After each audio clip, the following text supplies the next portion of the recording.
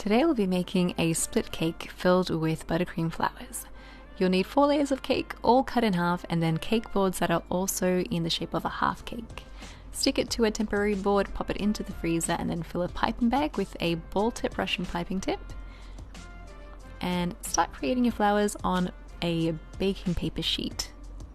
Give it a good twist left and right, maybe twice if you like, depending how full you like the flowers, and then stop squeezing as you pull up. Take some Maltesers, toss them in gold dust and set them in the middle. Freeze the flowers for a good few hours, and then add your buttercream to your half cake, stacking them together and just making sure that they're nice and tall and they're not lopsided. Stick 2 skewers or 2 bubble tea straws cut flush to the top of the cake. This is just how to keep it all together and stop it from sliding around. And then create a crumb coat. This will be just that thin layer of frosting all around the cake to trap in the crumbs. And then take a frosting scraper and smooth out the sides. You want to repeat this again with that second cake that we have. Bring the lip of frosting to the middle, freeze for a good 20 minutes, and then apply a white layer of frosting on top, or you could use any other color really. You can color it with gel food color. Smooth it out as we did before, filling in any spaces as you go. And if you want, you can remove that protruding lip on the sides. I'm actually going to keep them there, and I'm just going to polish off the one at the top.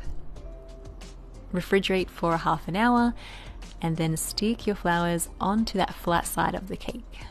I've just used a bit of buttercream behind each flower. Arrange them in a square and then one right in the middle, kind of like a 5-faced die. And then fill in with rosettes and dollops.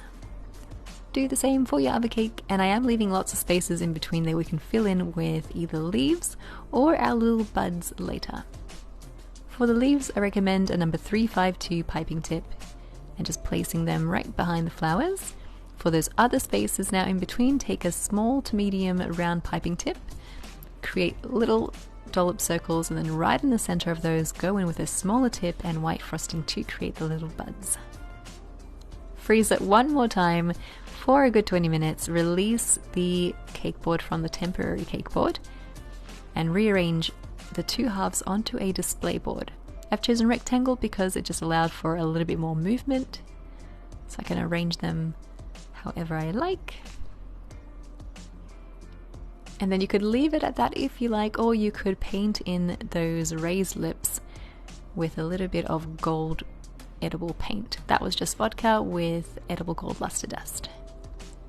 Pipe a border at the base to finish it all off, and your split cake is complete. I hope you guys enjoyed this tutorial and give it a go. Thank you so much for watching. I will see you again in the next one.